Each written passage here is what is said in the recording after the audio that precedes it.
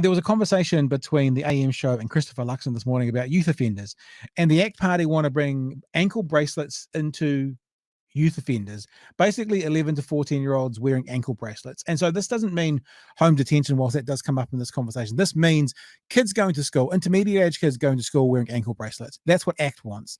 Christopher Luxon was asked about that this morning on the AM show. That's where we pick up the conversation. I haven't seen the detail of it, but we wouldn't support that. What we are saying is, look, the government's got the balance all wrong here. We do need serious offences for, serious prosecutions for serious offenders. And the second thing we need is we need to make sure that we're actually supporting the victims. And the victims here are those shop owners, and they deserve to feel safe in their businesses and their communities, and they're not. But you say Labor is not being tough on crime. You wouldn't go as far as ankle bracelets for these young offenders. What would you do for those under the age of 16 to encourage? Now, this is a very good point, right? Now, the opposition is in a position where they either can say anything or they don't have to say anything, because they're not going to be forced to make policy until they would be a government, and they're not the ones making policy, so they don't need to say anything. However, what Mr Luxon is doing at the moment with this is he's saying Labor's not doing enough, and now he's saying, no, that's too far for us for ACT.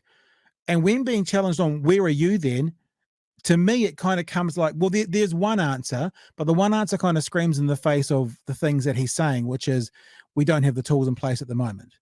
So ACT is too far, Labor's not far enough, we're in the middle, so what are you going to do then? And there's actually no real answers that come from him. Increase the penalties on them. Well, the reality is the system today already has a series of escalating, actions that you can take, and they range from family conferences, of which we were doing way too many, frankly, right through to, residential youth facilities for serious offenders. So what he's just said is the system does have the answers right now. So it's really a confusing message, because he's going, Labor's not going far enough. He's going, the system's not working. ACT is going too far. And then his next answer is, the system has in place already what we need. Well, so hang on. If the system has in place already what we need, and ACT is too far, what are you saying? Because I think one of the things he's trying to say is he's holding, for example, the courts, the Labor Party responsible for what the courts are deciding and what the judges are imposing in their sentences. Because he's now actively saying we have the tools we need in the system now. At the same time, he's saying the system now is not working. At the same time, he's saying ACT is too far away. We don't want to go that far. So it's a real menagerie of mixed messaging. And as I said, being a little bit gracious to him, he's allowed to do that because he's in opposition. But if we already have the tools, but the system's not working yet, but we've got the tools, then what exactly are you saying, Mr Luxon? The serious offending end is where we need to see much a stronger action from the government, because that's the piece that's actually driving 25% of all the RAM raids. And so that's our question is, there's nothing here for serious offenders. There's nothing here in terms of support of victims. And what we saw yesterday was just re-announcements of programs that already exist today. Now, if what he's saying is the things are in place to be able to be used, but they're not being used, is that, I ask you, a Labor Party government issue? Is it a justice system issue? Who is the person or the people or the group that starts implementing harsher penalties? So if what he's saying, let's use an example. If you could get a $500 ticket for a fine for doing something, but you're only being given out $100 fines at the moment, like that's what the system's doing. And he's saying, well, they should be $500 fines. And he's not saying fines, but I'm using an example of an escalated consequence. Then who is the responsibility to award that $500 fine? Is it Jacinda on the 9th floor? Or is it someone else? Now, that's actually a question for me. I don't know how much direction the courts take from the ministry or how that works, but I don't know necessarily if it's a government problem. If the tools are already in place to deal with them, they're just not being dealt with. Would you support home detention? Well, look, there are components from family conferences to home detention to community services to residential youth facilities. We should be using all of the tools and getting the appropriate consequence for the response. Now, let me say this again. At the start, he said family conferences, of which there's too many. You just heard the sentence. He used the range of things. And one of the examples he gave of the tools we had were family conferences. So hang on, Mr. Luxon. What is the correct number, according to you and National, of family conferences that's going to help? At the moment, it's too many, but you acknowledge it's a tool to be used. Can I please have some clarity from you can we, the public, have some clarity from you that if it's a tool to be used, as you've just acknowledged, but there's currently too many, what, you'd like to see 10% less, 20% less? What is it? So there's this mixed messaging again. I mean, I'd rather he come out and say, you know, take a position like family conferences are crap, let's get rid of them all. But to say there's too many of them, but we should use them, what are you saying? And we often talk about the optics and the narrative within politics. And the optics here are, I don't understand what you're saying. It sounds like you're just fishing for words and throwing shit against the wall and see what's going to stick. And it's confusing. That we've got. Because home detention would involve some kind of electronic monitoring, which essentially would be ankle bracelets. Yeah, look, I think there's other things that we need to be focusing on. I mean, the big thing that I'm really concerned about, and I just don't think New Zealand has registered, is that 55% of our kids are not going to school today. 100,000 kids in this country are chronically That's a big damn lie. That is a big linkage into RAM rates, and one of the big causes for why we're seeing what we're seeing. We've got a minister, fortunately, who's also the Minister of Police, is also the Minister of Education, and I keep saying he should probably have a talk with himself to work out how we actually fix truancy, because that's one of the major drivers here. I should point out that truancy, in terms of regularly attending school, is attending for 9 days out of 10. In terms of and chronic truancies, 7 days out of 10. Note this: when he made the call for 55% of people away, he did not say chronic truancy, because that's not the stat. Right, I've got the stats from the ministry. The stat is not chronic truancy. So Melissa has just said it's 1 day out of 10. And Mr Luxon has come back and said, yeah, but chronic truancy is 3 days out of 10, which is not the stat that he just gave. So he's now giving information out, which is not actually the 55% he's talking about. It's a different percentage. And I'll show you, I have the numbers. But all I just say to you is they are not statistics that a developed country should be very proud about. And they wouldn't be statistics that would be acceptable in other small advanced economies around the world either. All right. Take a breath. Take a breath. I think about Hamilton when I say that now. Take a breath. So we showed this last week. We're showing this again today with a few more add-ons to it, because if he's going to keep lying, we're going to keep reminding.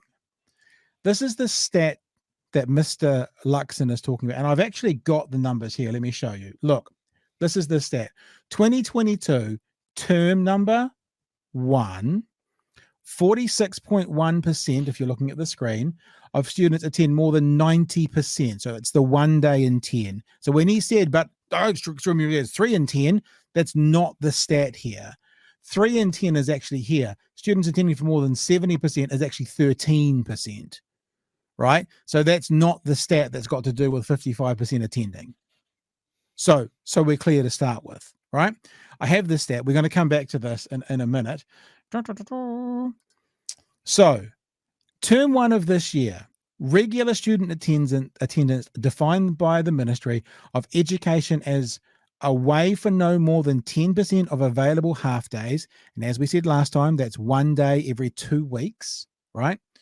Plumbed new depths in term 1, with 46.1% of students nationwide meeting the benchmark, the worst term 1 performance in the COVID era. Now, the question we always need to ask is why?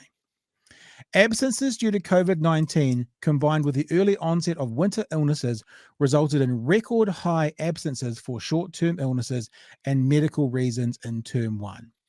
Now, in term 1, we were still under the 7 days isolation if you are a close contact of COVID. So that means me and Chewy live in different houses, or at least that's what we tell the public, so you don't make any rumors about us. If me and Chewy went out and had a beer, and then we were together for an hour in the same room, and one of us came down with COVID, the other one under the term 1 rules would then have to isolate for 7 days. So it's not like it is now, which is the household contacts. It's everyone in close contact. That finished at the end of February. Now, that's about 5 weeks into term 1. So for half of term 1, the rules were every single person who comes into contact with COVID for more than 15 minutes needs to isolate for 7 days. For the second half, it was household contacts only. So that has skewed the numbers significantly as well. This is what the ministry said of the absences in term 1. We have seen absences due to parental family concerns that attendance at school is unsafe because of the risk of contracting COVID-19. Now, Mr. Luxon is calling for parental responsibility right now. He's making it actively clear. My children, my 2 school-age children, were out of school in term 1 for about 4 or 5 weeks because of this. So what Mr. Luxon is actively telling me is parental responsibility, parental responsibility, parental responsibility. So parents have made decisions in term 1 to keep their kids out of school and be remote. And that's the reason the numbers were down. So doesn't that therefore mean he's criticizing my decisions as a parent?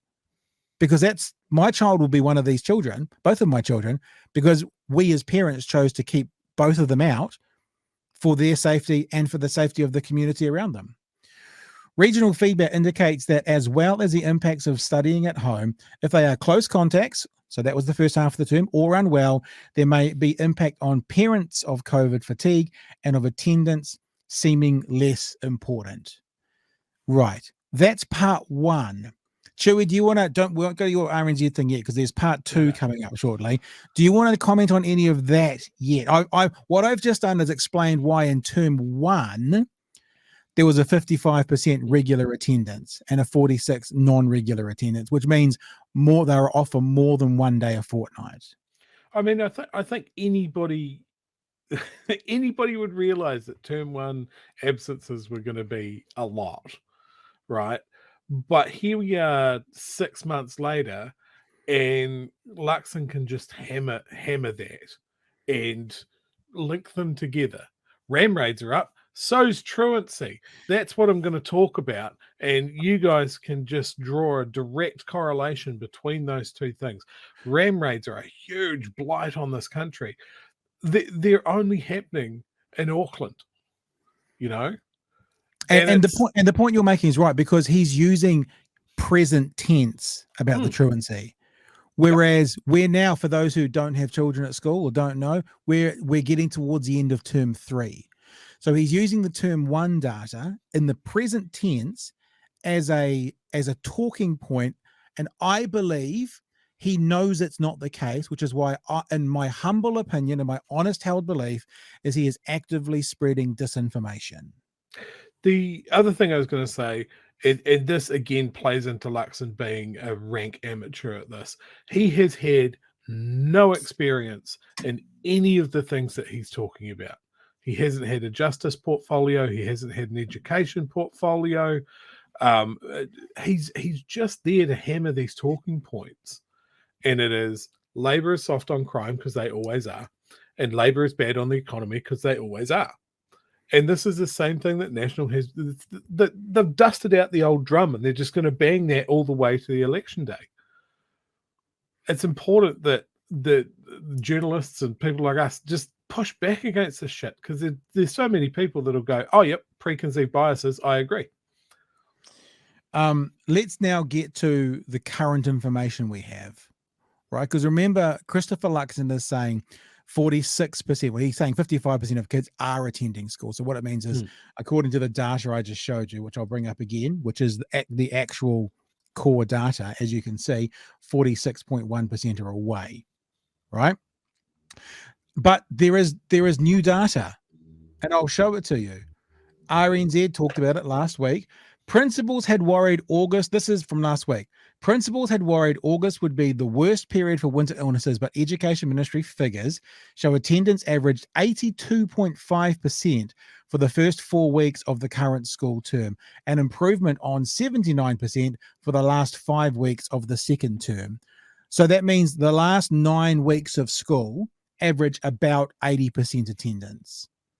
Not 55, that means about 20% away. So those numbers are current, they're new, they're today.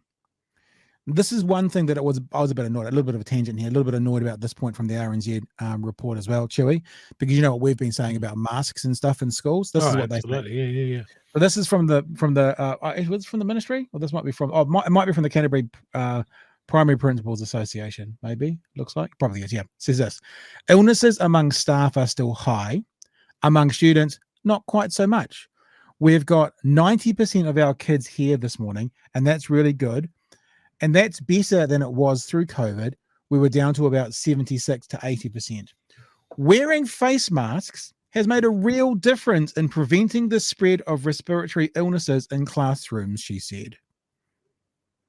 But So- hang on. No. So let's just be fair and say Labor government, like we said, as soon as we went into orange, fucked up significantly, because as soon as they took away the mandatory wearing of masks in schools, which they did under orange, we got hit really badly again. So let's say it again. The principal in question here is saying this: wearing face masks had made a real difference in preventing the spread of respiratory illnesses in the classrooms. Now, remove classroom and say your workplace, or, I mean, buses are supposed to have masks on, or the pub watching the rugby. Wearing face masks makes a real difference. Sorry, Cherry, where you go? I was just going to say that people on Telegram tell me that masks don't do anything. Yeah, I'd like to see those people go and get an operation, like a heart operation, and be happy that their doctor doesn't wear a mask when they're doing that operation. If not, I'd love personally, when I'm having abdominal surgery, I like my surgeon to just full face sneeze right into my open abdomen. It's good. I'll just shake it off. Well, if you're going to follow one of the Dunedin Mayoralty candidates, that'll be fine because he doesn't believe in viruses at all. That's a little side. That's a side note, though. Hey, now I want to go back to this AM show. So look, if he keeps talking about it, if he keeps using that number of 46% truancy or 55%, attendance, we're going to keep talking about it. And I'm sorry if we end up sounding like a broken record. You guys need to share it. You are the guys that need to get this out there. And while you're there, sign up to our Patreon.